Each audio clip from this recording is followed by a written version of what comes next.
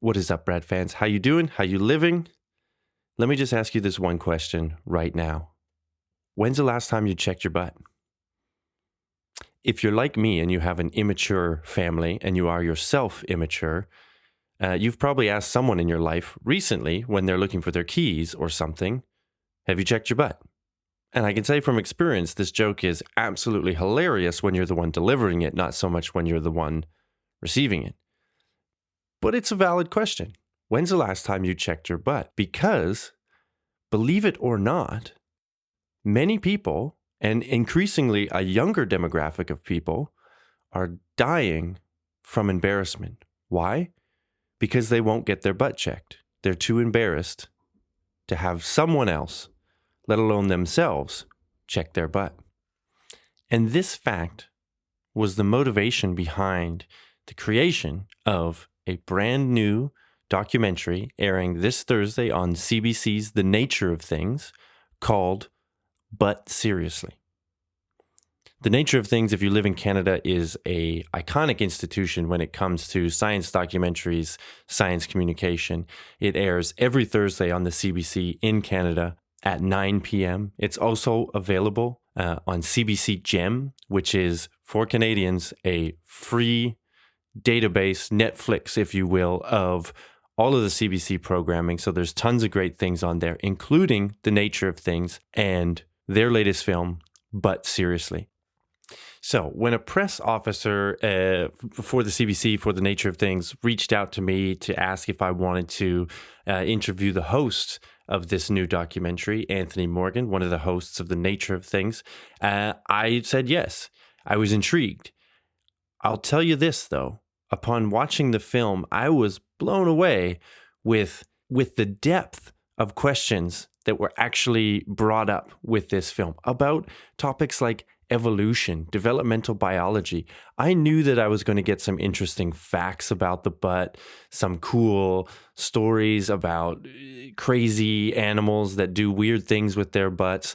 But I was really, really impressed with and blown away, I'll say, by the questions that this film had me thinking about butts and how fundamental they are to life. Eating and then getting rid of waste is something all animals do. So it only makes sense that evolution would have spent some time dealing with this problem. And then go back to the problem of, well, how does a butt evolve? This is all things that you will get in this film, but seriously. And like I said, the questions about evolution and developmental biology extend beyond the butt. But this film had me really thinking about a lot of cool biology, and I was really entertained along the way. So I highly recommend that people go and check it out. And then serendipitously, I find out in this conversation that Anthony Morgan, who is, like I said, host of The Nature of Things. He's worked with many TV stations, TV programs in Canada, a lot of like iconic ones, channels like YTV, shows like Daily Planet, Quirks and Quarks. Again, if you're from Canada, you know these names. They're staples on Canadian media landscapes. And he's also a PhD researcher investigating how we can have better conversations, less polarized conversations about controversial science, which if you follow my podcast, if you're a regular listener to this show, you know that this topic has come up a lot recently. So it was super fun to talk to Anthony about the film and all of these profound questions about development, evolution, and butts, and then to also pick his brain about some of these challenges I've been tossing around in my mind about science communication. This idea that we need to be able to make informed decisions as a society, but how do we get informed? There's people that don't believe scientific papers, or they're cherry picking data from other things. There's all of these questions that's going around.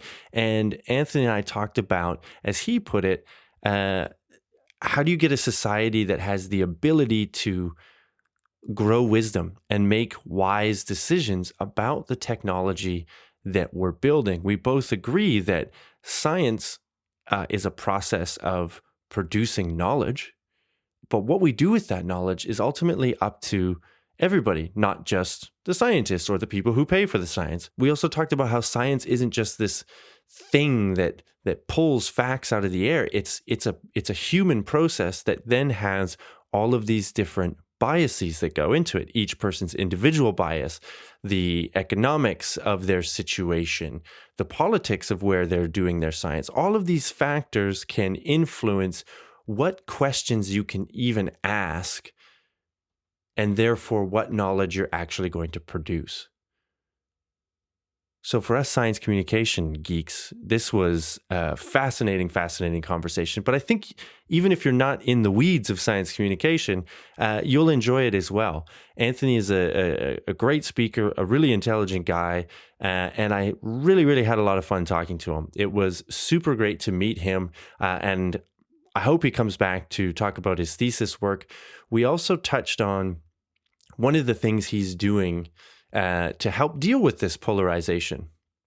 And it's freestyle socials, as he calls them. And he'll explain what it is near the end of the episode, but it's a great live pub event that he takes around Toronto, the Toronto area.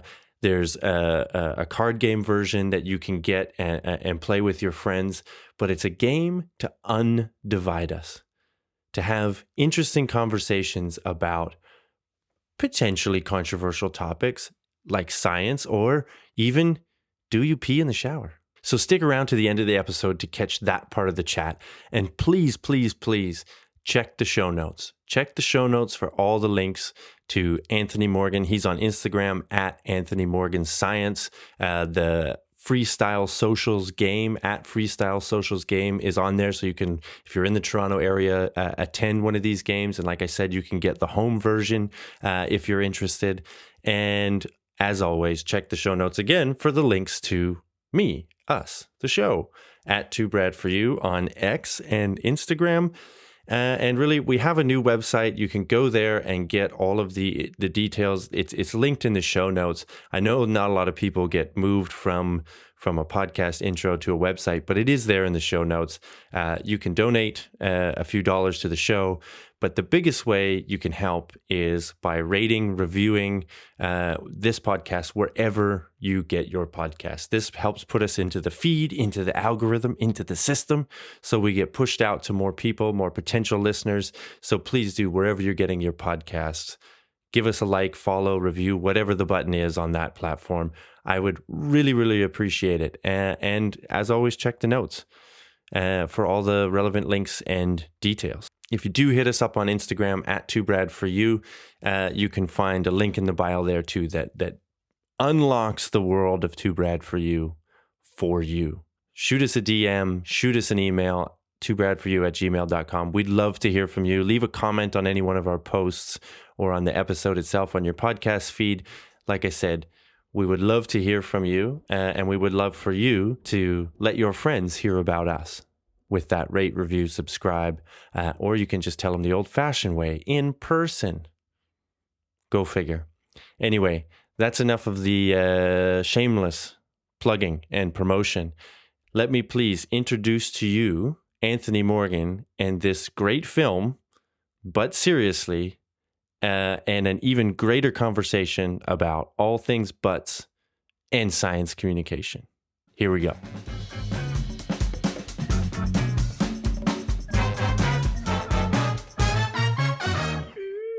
Anthony, it's really great to meet you. Thank you for joining me on the show today to talk butt seriously. A great movie documentary from the nature of things that I was able to screen. I'll let you kind of introduce yourself, just real quick, couple lines, who you are, how you got involved with the CBC, because honestly, as someone growing up in Canada, you know, the nature of things, if you're a kid that's into science in Canada, the nature of things is, you know it, you've seen it, it's an institution. So Thank you for being here. Who are you? How do you, what's your science background, and how did you get involved with the nature of things? I love that. Thank you for having me. I really appreciate you taking the time. I am a fellow science communicator. I have been a professional science communicator for the last nearly 20 years now. I started when I was 18 years old and working at the Ontario Science Centre in Toronto, Canada. And I'm 37 now, so I've been doing it for over half my life at this point, nearly 20. I'm about a year off from 20 years. And it's something I fell in love with working at the Science Center. Science was something I fell in love with there, because I, like a lot of people, kind of went through high school and I was doing the maths and I was doing the chemistries and I was doing the biologies and I could do them, but it wasn't like I loved them. But it wasn't until I started working at the Science Center that I really did. I was like a lot of people where it was just kind of like, my thought was like, once I leave high school, I'll be glad to be done with that. And then the Science Center really changed the way that I felt about it. I fell in love with like the kind of magic that science can produce.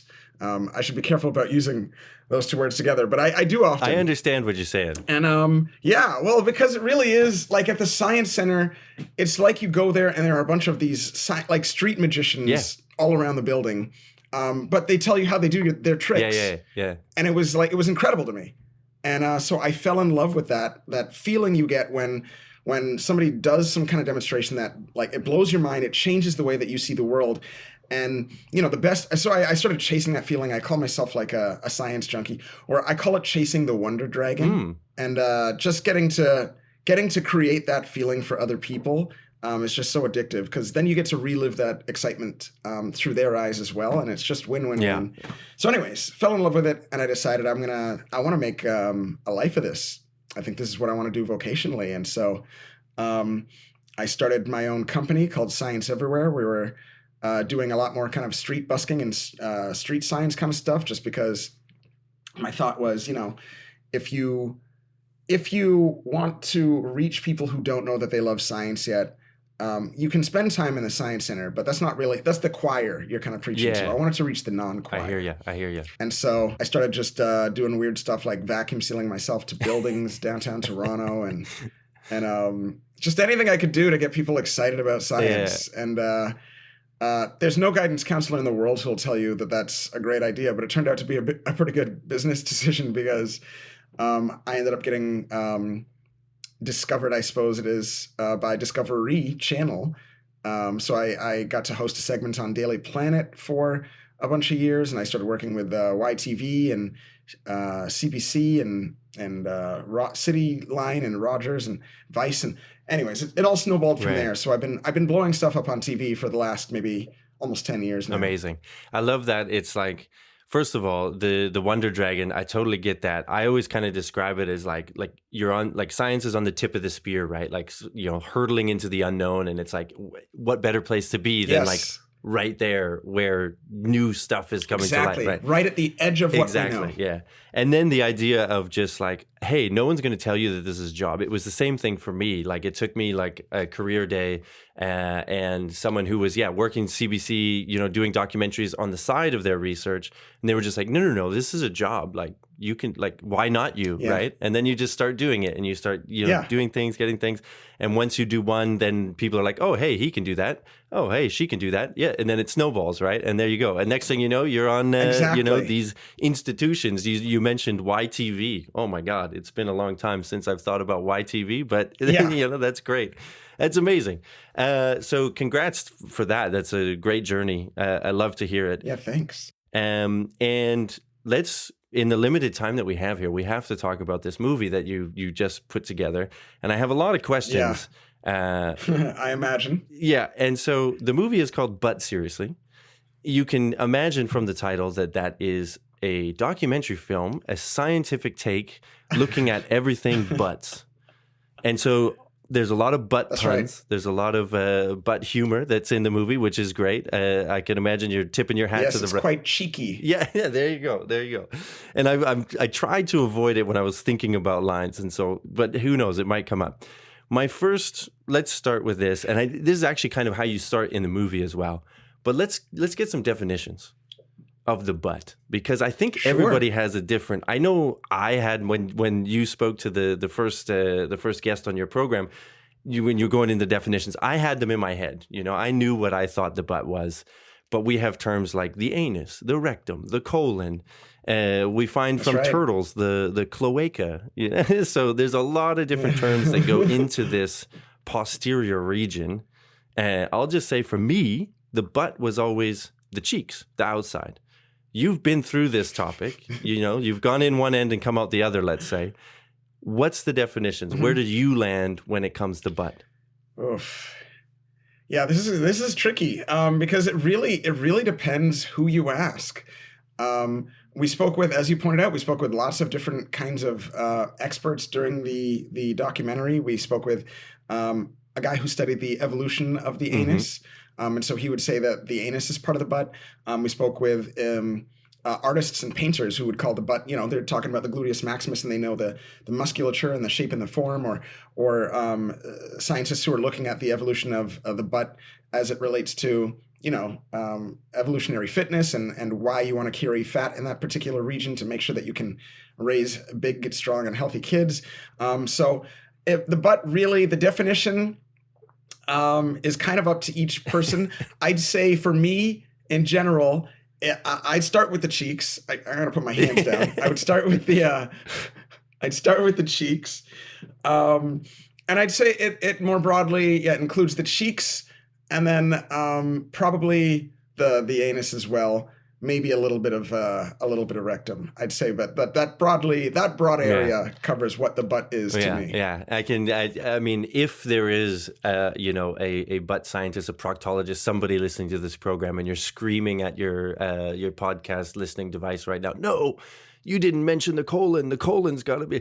We apologize. There's a whole few different things going on there, but the thing that I found interesting, and I think this is cool about the documentary, is that we all make jokes. Everybody has their fart humor and stuff like this. But to actually think of the butt seriously, great title. You don't do that very often, right? Unless I love that there's the human angle and the proctology and the message, the public service announcement about getting your colonoscopies and stuff. But I started thinking about it when I was watching the movie, especially when it came to the segment on insects and the diversity of insect butts. Yes. I was like, you know what? Excretion, let's say, you're eating and then excreting waste. So taking in nutrients, processing them, and then excreting the waste is like fundamental to life. Yep. So really, the butt and this process is fundamental to life. So it's like, of course, evolution probably spent some time there, and why not? Yeah. In the case of the insects, while you're, tinkering around, let's say, with this apparatus in evolutionary terms, why not see what else you can do? Why not see what else is useful? So maybe you can give us a little, you can react to that statement in the context of all the crazy insect butts that we see in the film. Yeah. No, I'd be delighted to. So I think you're exactly right that the anus really and the exit, broadly speaking, is really fundamental to so many different kinds of life on this planet.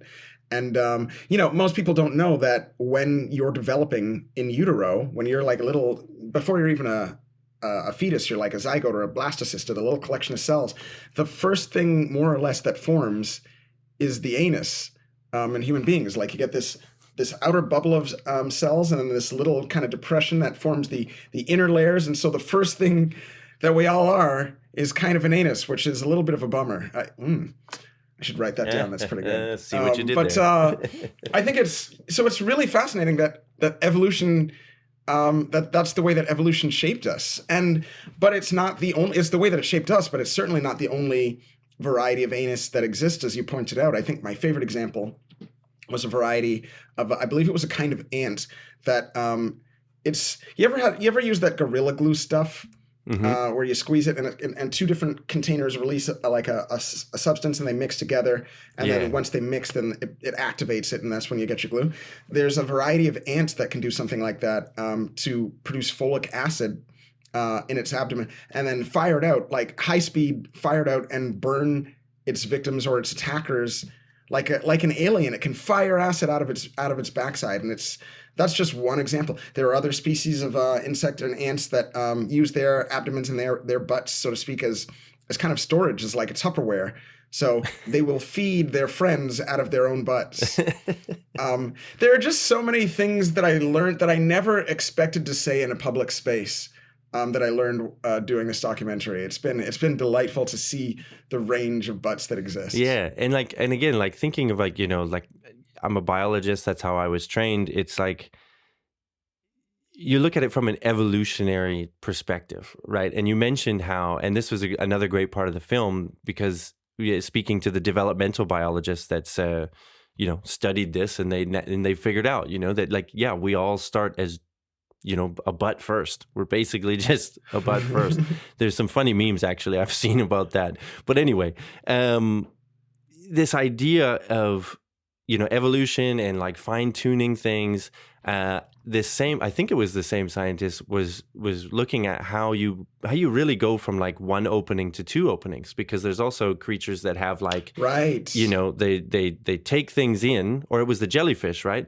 So how do you go from like, the jellyfish is like the rudimentary, let's say, ancestral form of life, and it has one opening. So food goes in, it gets digested, and it comes out the same thing. So the idea that there was a selection pressure to not poop out of your mouth is fascinating to me. Yeah, there's a strong social pressure to avoid that, but I'll throw that to you.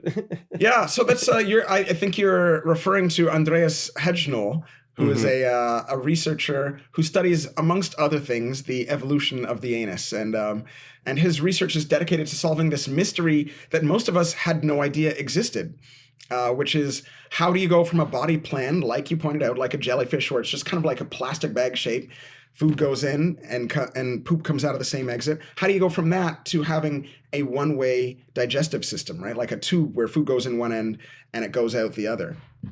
And it turns out there are a couple of ways that you could do this, and a couple of hypotheses that evolutionary biologists have about how exactly the anus developed. So one theory says you've got kind of this plastic bag, and so you've got the opening here on one side, and then you've got the other side is this closed end, and you can just take a pair of scissors and sort of snip out the closed end, and voila, you got yourself a tube. Food goes in the same opening that always existed, but now it comes out of a different opening. That's one way that the anus might have evolved. The other way that might have occurred is that instead of cutting a hole in your bag, you just take the opening of the bag and you pinch it right in the center. And that way, effectively, you've got an opening that's split in two, and you can choose, which way you want the food to go, but the food will essentially then just go into one half of the... So like imagine having your mouth and then pinching your lips right in the middle. Now you can put food in the right side of your mouth, and then the poop would come out of the left side of your mouth. It's kind of a good way to think about it. It's an unpleasant way to think about it, but it is theoretically, biologically accurate. That's what may have happened. Yeah. And so Andreas's goal was to understand, well, which one came first? Did the mouth come first, or did the anus come first? Did they evolve simultaneously? Yeah. And so he ended up studying this the species of a flatworm that you can only find in the esophagus of these things called sea cucumbers. I'm not sure if you're familiar with sea cucumbers, but they're among the most bizarre. I mean, I've had to get comfortable talking about lots of different structures. They're among the most phallic structures that you will find in all of nature. Yeah, that's true. Yeah. They are these kind of floppy, long. They're like cucumbers. They're like floppy cucumbers. They remind me of the eggplant emoji. Yes, exactly. So when we're on the vessel, we were sort of in a research vessel in the fjords of Norway with Andreas. We were hunting for these sea cucumbers, and so we lower this dredger that goes something like a couple kilometers deep into the water, and it's specialized so that it only picks up these sea cucumbers and leaves the rest of the wildlife down there. I don't even know how they did that. That was amazing. But when we pulled a bunch of them up, he was describing this creature to me, which is really fascinating to see up close. They look really cool. And I noticed that it was quite floppy, and he's like, yeah, but when they become agitated or disturbed, they can become quite rigid, or I think he used the word stiff, which was a whole other thing, a whole other documentary. Yeah. But in the esophagus of these creatures, you can find these flatworms. And in these flatworms, you can find different kinds of cells that evolve, that grow at different rates as they they go from sort of what we would call like something like a zygote to differentiation and growing out.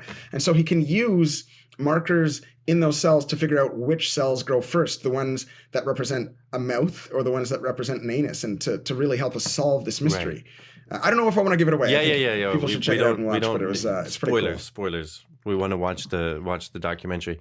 But this again, like, put me on this train of thought that, again, I wasn't totally expecting when I screened the film. I wasn't totally expecting to have kind of these really kind of deep evolutionary thoughts and questions. But like I said, that initial realization that excretion, the job of the butt, of the anus, is so fundamental to life that, yes, there's going to, like, it's evolution has spent time solving this problem, and as you get more complex, as you eat more complex things, your waste is going to be, obviously for us mammals, like, to think about it, it's like you can't, hygiene, right? Like, you have to have those two things separate. Like, for a jellyfish, maybe it doesn't matter, right? But as you evolve, you're going to need to sort of separate these structures.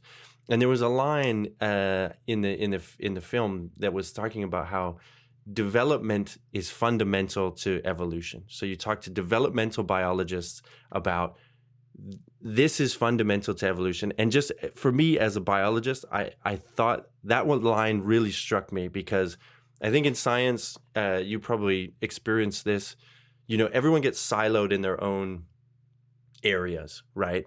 And so the people that, like, they study like molecular biology or genetics or something, don't talk to each other as much. But that line of development is fundamental to evolution, kind of, to me, like, it was a little like, you could see this thread of, if you understand how a body, any organism, whether it's a human or an insect or a mammal or a reptile or whatever, right? It goes from that original collection of cells to the form that it is. That's the process of evolution. That's like the story of evolution for that animal, right? Because evolution is going to have to act during those pathways, to influence those pathways, to change the shape of the organism. So that just, again, I never thought I would get this deep, and like this deep biology moment, biology nerd moment for me in a butt documentary. But kudos to you guys for bringing that out. Well, thank you, sir. Yeah, no, it's very cool to me. It's one of the things that kind of gives you shivers, like, in all the best ways, right? All the tingles, because like, you start to see these connections, that you make these insights. You get these insights studying these kinds of creatures that are really unexpected. I think one of the coolest parts for me is trying to answer the question why evolution would want to, like, jellyfish. They're not the most complex creatures in the world. Their table manners are terrible. They eat and poop out of their mouths. But why would you need to go from that to develop an anus? Why is that necessary in the first place? And there's a really profound evolutionary question there, right? Like, what's the pressure pushing it that way? And part of the answer, at least, is that if you want your body plan to become, if you want to be able to do more things, to more effectively achieve your goals in the world, you need more specialized kinds of systems in your body. And that requires that you kind of compartmentalize things in different places. And so having a one-way tube means, well, this is the way that Andreas explained it to me anyways. Having a one-way tube makes it easier to compartmentalize different kinds of structures and specialize different structures so that you can achieve little sub-goals that make your overall goal easier to accomplish. That's the way it was explained to me, and that I understood it. That actually, that makes a lot of sense. You want your feeding apparatus to do that and nothing else, right? But then you think about it, then we have these insects who have these butts that do all sorts of things. So there's clearly an add-on there. Once you've compartmentalized to have your feeding, let's say tube, with the two openings, well, then maybe that leaves room then now for evolution to be like, wow, okay, we got that sorted. We got everything else sorted. We got, so what else can we do with this? And again, I know we're putting like a personification on evolution, but I think the audience understands, Which is fun. Yeah, exactly. Yeah. But you know what I mean? So it's like, it kind of opened up more possibilities, right? Which is, again, like fascinating. Yeah, no, it's really cool. It's this idea called exaptation, the idea that evolution has produced something, some feature, some structure, some developmental part of an animal's body plan, and then it figures out ways to sort of repurpose stuff that's already evolved. So, our tongues and our ability to produce speech as complex as human speech is a good example of exaptation, because lots of animals have tongues. But humans have exapted the use of our tongues and our ability to kind of stop and start the flow of air to be able to produce more and more complex sounds. That's not why our tongue originally evolved, but we certainly use it to great effect that way. And so, yeah, there are lots of examples of exaptation in nature, and I think, the butt has probably some of the most noteworthy and spectacular among them. It's definitely up there. It's definitely up there. And so, when you were speaking with the lady that did the insect research, you guys, is a great shot in the film where you're watching film of these insects doing these crazy things with their butts. She even mentioned that, like, what we could learn from these insects, in terms of, like, biotechnology is what I gathered she was alluding to. And I wonder if you guys spoke about that maybe a bit more in depth, maybe off camera or something. But that's another idea that is, like, again, sounds ridiculous when you're like, oh, what new technology might come from studying an insect butt? But again, I think this is something that scientists in the audience will appreciate, because how many times have they gotten the question like, well, who cares? Why are you studying that? Like, why are you studying the butt of an insect, And it's like, but you mentioned the insect that was shooting the acid out, like an epoxy acid out. It's like these kind of things. So I don't know, was there some kind of example or something maybe that you got that was like, there's some biotech applications to insect butts? So I don't recall specific questions that I asked. Her name was Ainsley Seago. She worked at Carnegie Museum in Pittsburgh. She was amazing. And just a fascinating person to talk to. And the cool thing about that building is that's also where, like, film crews will come to shoot there a lot. So I didn't get to ask her about specifically that, but she did show me, they shot the Silence of the Lambs there. Oh, lovely. So that scene where Clarice is walking around and she sees the iconic butterfly. She pulled out that butterfly. The moth. Yeah. The moth. Thank you. And she showed me that moth. So we got to walk around looking at all that kind of stuff. So I didn't get to ask her about specifically biomimicry, but I did ask other people in the documentary about that and what we can learn from, when you go and talk to all these experts around the world about who study the butt, the first question you ask almost all of them is, why are you doing this? Yeah.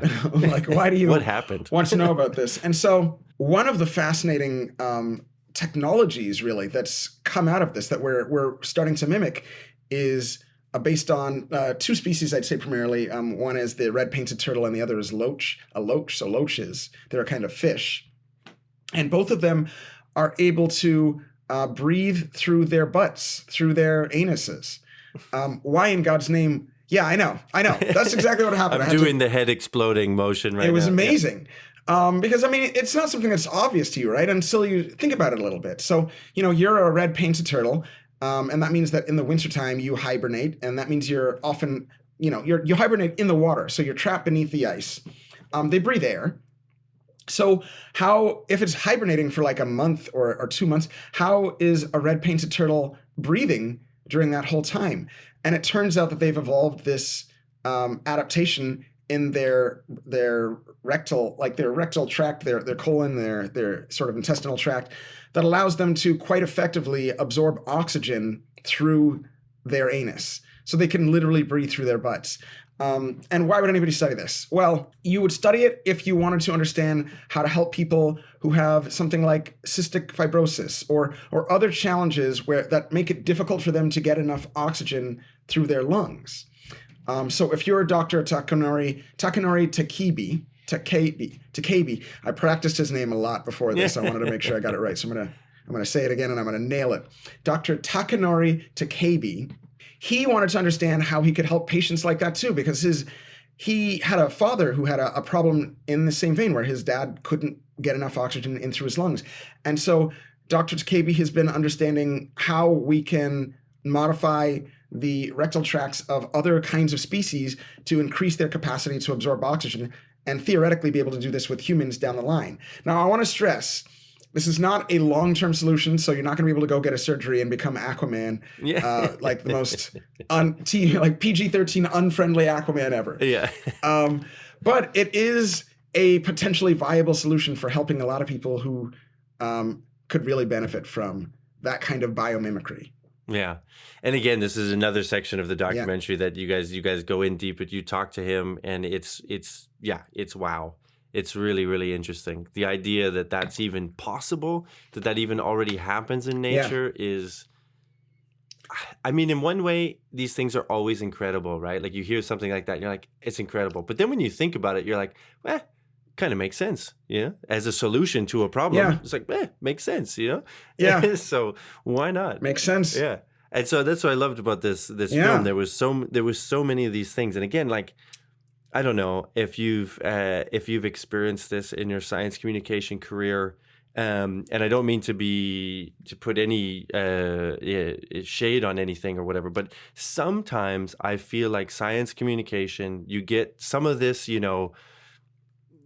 maybe call it toilet humor kind of stuff, and it's fun and whatnot, but it's not.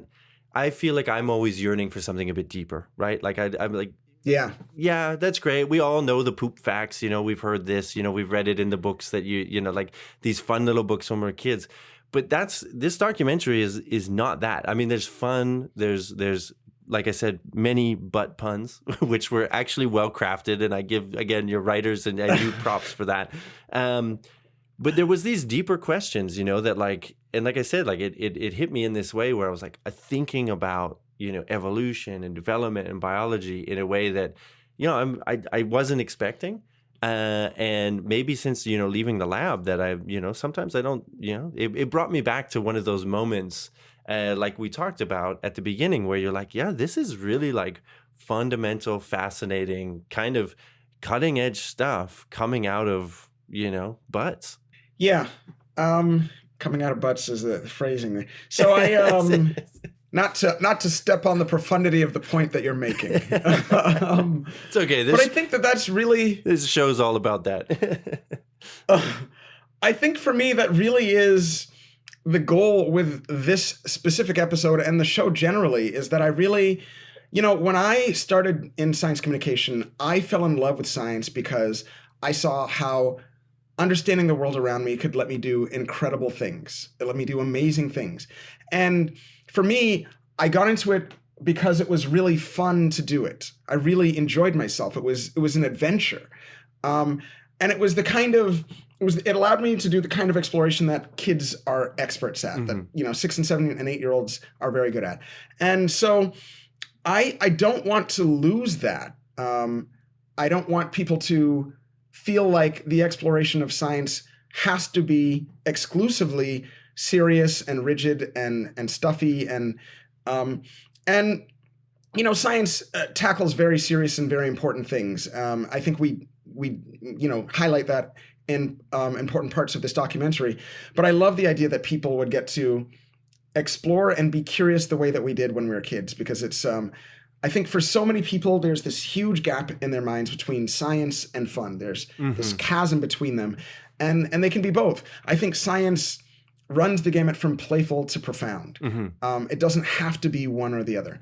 And, I really like that we get to lean into the profundity in this episode, that the reason fundamentally that we did it, although we had lots of fun with it, the reason we made this doc was that people are literally dying of embarrassment.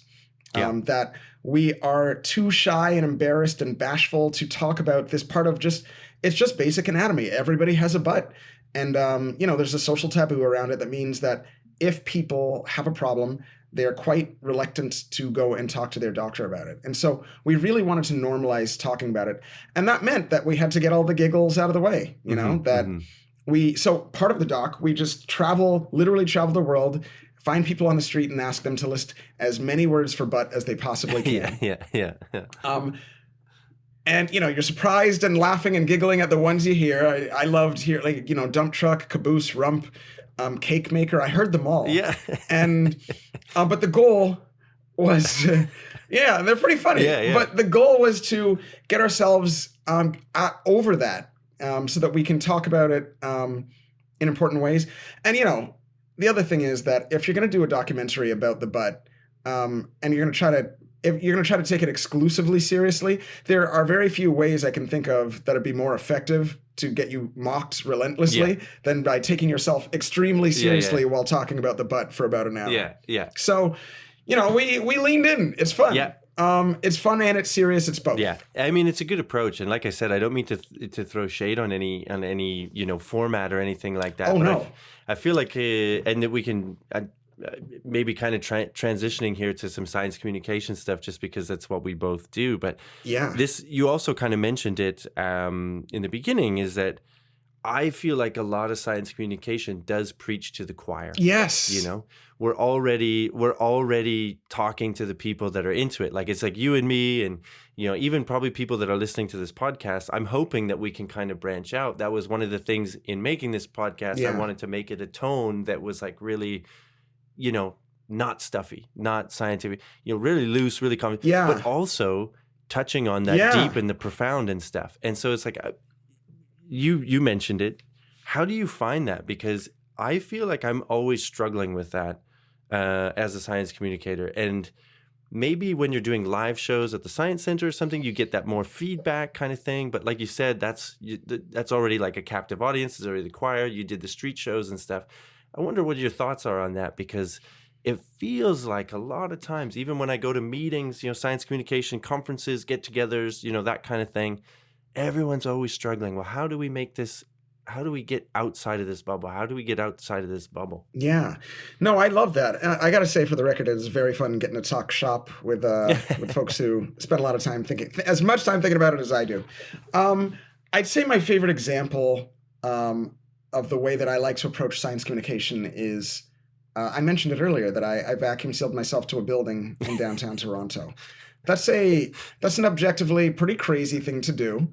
I'm aware of it, but, you know, it seemed like a pretty awesome idea at the time. And my rationale was, you know, my favorite group of people to engage at the Science Center are the kids who were there on a field trip, like the high school kids that are sitting.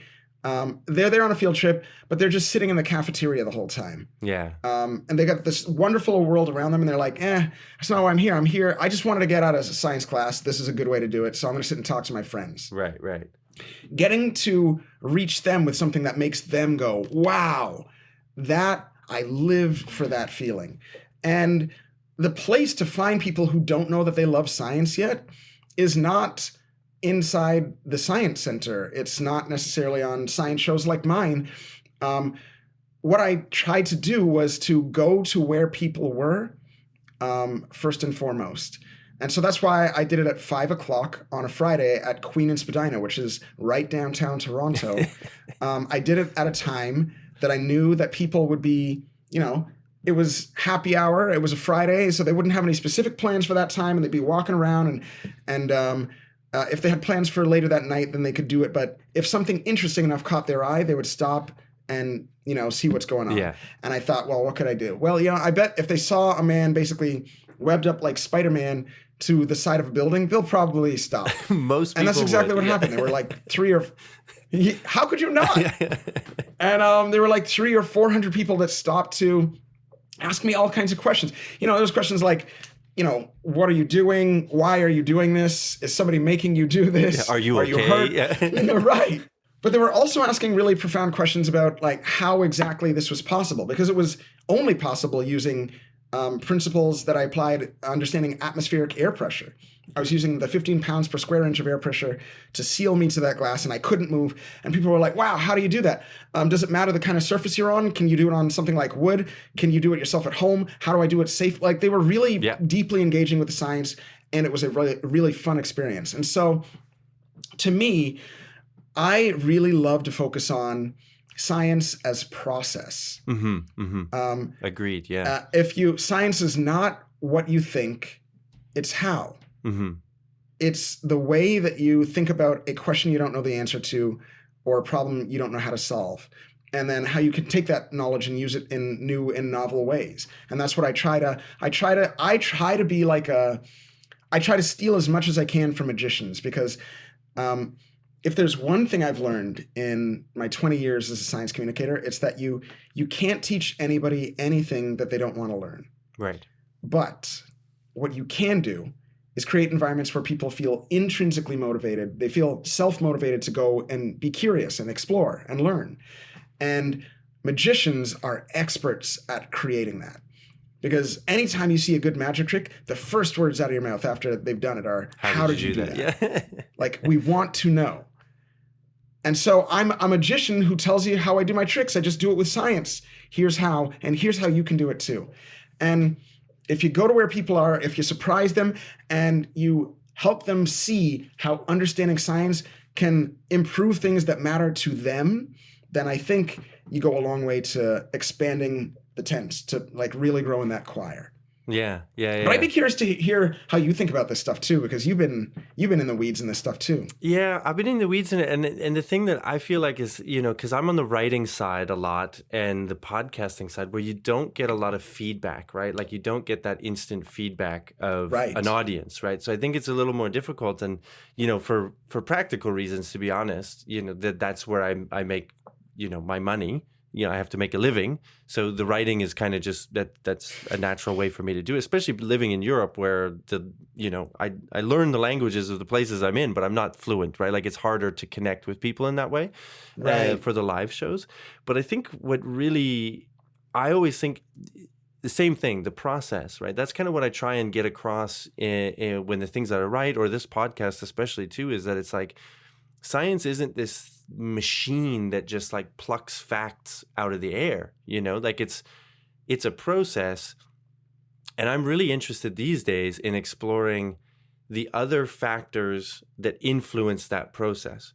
So there's humans who are doing the experiments and creating the knowledge, but every person has their own set of environment and factors that they live in that influence what questions they can ask, what experiments they can even perform, and what data is possible to create.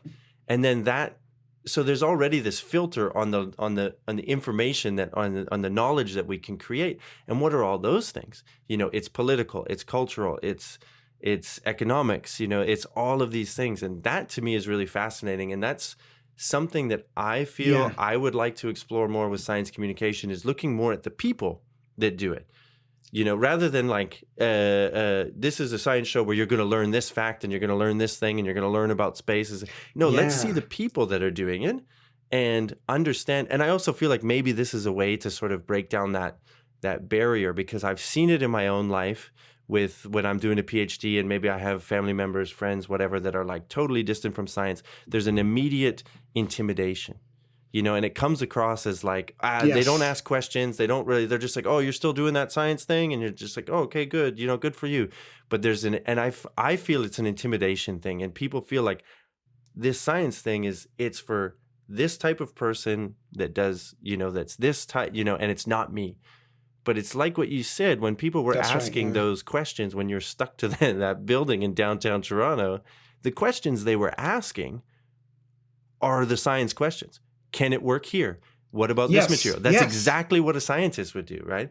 So I'm interested in exploring ways to like let people know that it's not this separate thing from, like this ivory tower concept, but also exploring the people that do it and what are the factors that like influence why they ask the questions they ask, how they ask those questions, what are the, Now I'm going on and on and on, but that's kind of that's what's bubbling in my brain these days. No, I love that. I really love that. I mean, for me, the core of what I study for my PhD is the factors that prevent us or that shape the questions that we ask and the ways that we see the world. But I really love that idea as process, right? Where you're encouraging them to, I want to, with this show and with everything that I've done in my work over the last 20 years, is to try to figure out how to remove some of those barriers, that feeling of, I have to get things right. I have to be perfect. People have this misconception that scientists have it right from day one, and that's not how it works. We're stumbling through. I think of science as kind of this process, almost like being at the eye doctor, where you've got this filter, for this lens for seeing the world, right? Mm-hmm. And then the doctor will put a new lens in front of your eyes and say, better or worse? And you're all right, better. Okay, good. You keep that one. And then they add another one, better or worse. And that one made it worse. Okay, get rid of that one. And so each lens is a new theory we have for how the world works. And we're just kind of trying to get a more and more clear, accurate picture of the universe. That's what we're doing. Even with our best theories, that's what we're doing. We're still taking guesses. I think that people kind of look at the facts that science has produced as unchanging, vertical, forever. They're our current best guesses, and we shouldn't get rid of them or discount them entirely because they're guesses. You know, the theory of gravity is a guess, but it's one that has an overwhelming amount of evidence behind it. It's still probabilistic, right? So it's 99.99999% likely to be accurate. Right. But any good scientist knows that if we have one experiment one day that repeatedly shows that our theory of gravity needs to change, then a good scientist says, well, it's time to change that theory. Yeah. We're going to update our beliefs. And that's something that, like, again, I think, you know, you've probably heard this too in the science communication circles. We're having this crisis where people are, you know, abandoning science, blah, blah, all this thing, right? Like all of these, you know, and it's political and it's all of these things that are coming around. But that's something that's like, how do you explain that science is ever changing, but you still have this authoritative, you know, bent behind it? Because you want to be able to give the weight of evidence behind what you're saying, right? Like vaccines work, you know, like these kind of things, gravity, whatever it is, but also have that open-endedness of like, but things can change.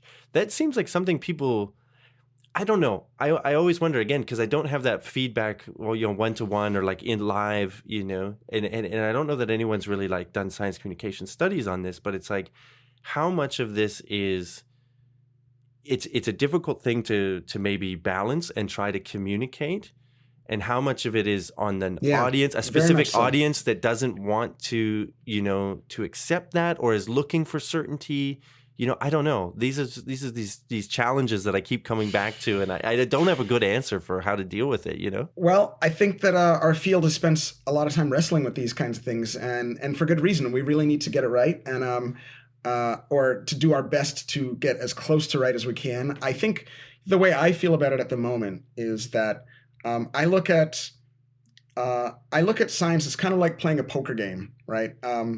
And you've got to, you know, we all have to travel through the world making decisions to try to maximize our, you know, happiness in life, our, you know, positive outcomes, that kind of thing. So you could look at something like vaccines and say, like, all right, well, are they safe? Are they a good idea? Is it a good idea for me to get a vaccine? Well, there is evidence that says, there's lots of evidence that says, yes, this is a very good idea. There's not an absence of evidence that says there are some cases where sometimes it can not go ideally. But you look at it probabilistically. That's why I say it's like poker.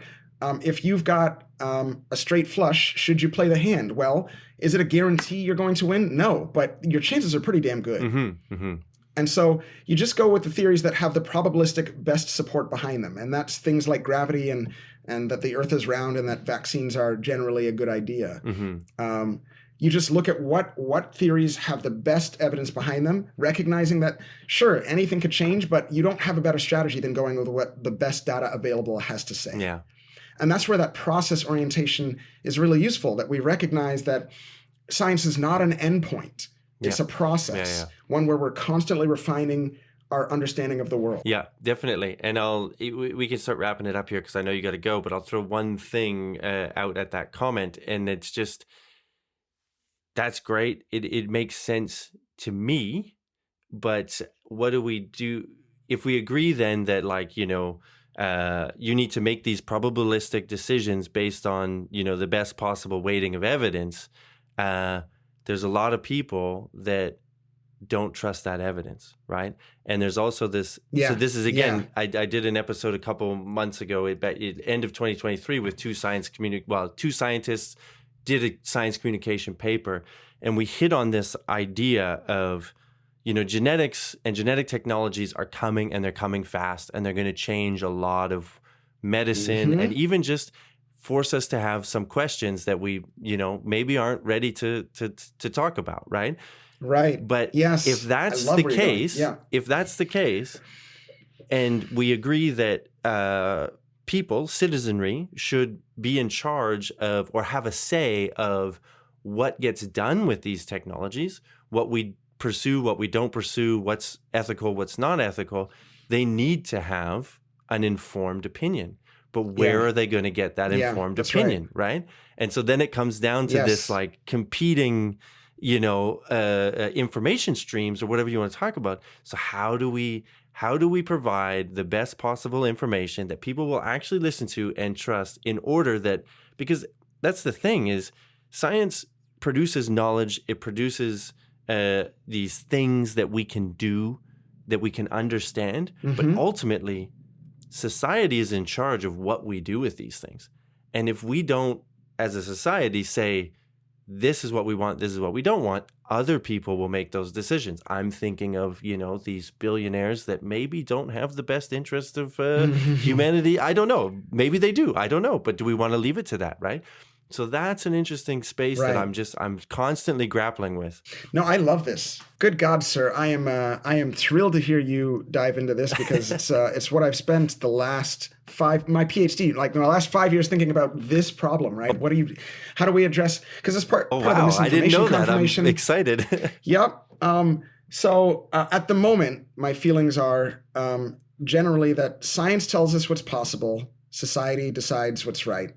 But for society to make good decisions, you really want a society with a capacity to develop wisdom around how to use these technologies, right? We're building these insanely powerful AI. We're building the capacity to modify our DNA, what's the wise way to use those things? So to answer that question, what I have been spending my last 5 years doing is building this live event series, a game designed to help both inform the public and help them make wise decisions. It's called a freestyle social. So what we do is we'll show up at a venue, something like a library or a student center. My favorite venues tend to be pubs because they're very sort of informal environments where people, they let go of some of that fear of needing to be right? It's not like you're not in a classroom being tested. And so we'll put tape down the middle of the floor, divide the room in half, and we'll ask what I call spark questions. So things like, should we make robots smarter than us? Or should we design our kids' DNA? Should we pee in the shower? There's a real range in terms of profundity. And then we'll tell our audience, look, you got 10 seconds. What does your gut tell you? You got to pick a side. And, everybody's all surprised at what side their friends pick. Oh, you pee in the shower? What's wrong with you? Yeah. And then we'll put a microphone in the middle of the floor, open mic, and each half the room gets to explain to the other half why, dude, what are you doing on that side? Like, Mike, we're roommates. Stop peeing in our shower. Yeah. And the only rule of the game is, if you hear an idea from the other side that surprises you or makes you laugh, you should switch sides. And that's because this game is not a debate. Right. In a debate, your goal is to have your side win, is to smash the other side, right? Is to own the noobs or the snowflakes or whoever on the other side. Right. And that really genuinely shapes our thinking in quite unhelpful ways that are unlikely to lead us to wisdom. Instead, the goal of our game is to find as many new and surprising and hilarious ways to see disagreements as we possibly can. And the way that we play it is set up so that you're populating that space with as many different perspectives, often ones that you haven't heard before, as we can. Because like the core philosophy of the game is, we all have blind spots in our thinking that are, by definition, invisible to us. Mm-hmm. We don't know that they're there. The best way to find your blind spots, talk to people who see things a little differently than you. They're kind of experts at it. Yeah. And so this game is designed to help us walk into that with a bit of calm and peace and serenity and mirth, lightheartedness. Like, have some fun with this stuff. We've been having such a hard time with these disagreements. I think a space like this is super valuable, a place where we can practice changing our minds with new and good information. Yeah. And in a non-judgmental, in a fun environment, like all of those things that you said, like it's great. Well, now now that I know this, I'm looking forward to seeing your thesis, and good luck with that. I'm really excited to see Thanks. I got to get to writing. Yeah, I'm really excited to see what comes out with that. And it was really, really great to talk to you. I mean, this was super fun. Thank you so much for taking the time. And we have to let people know where they can find But Seriously. When is it going to be on? How can they watch it? How should they watch it? Sure. Well, so first, thanks so much for having me, Bradley. I really appreciate it. People can find But Seriously on CBC Gem. It's free to watch on CBC Gem, so you can just, it's like, I don't know if enough Canadians know about CBC Gem. It's awesome. It's like Netflix, but it's free, and you get to watch some really good content. There's good stuff on there, including The Nature of Things. So you can log on, just Google CBC Gem and then The Nature of Things. Once you get there, you should be able to find it pretty easily. If you have cable, you can still watch it on TV. I don't know how many millennials still have cable, but if you do, you can watch it Thursday nights at 9 p.m. But Seriously will be airing January 18th. So folks can find it then. And then, what about yourself? How can people follow you? Do you have a social media presence? I don't know. Are you promoting stuff there? You know, what is there anything else that basically you want to send to the people? Yeah, sure. So if people want to find me on social media, I'm on Instagram at Anthony Morgan Science, and I'm trying increasingly to post all the things there. Because I'm doing a bunch of different things, and I decided it might make sense to have a place to share that. You can also find me on my website at anthonymorganscience.com. I post event details about Freestyle Socials there as well.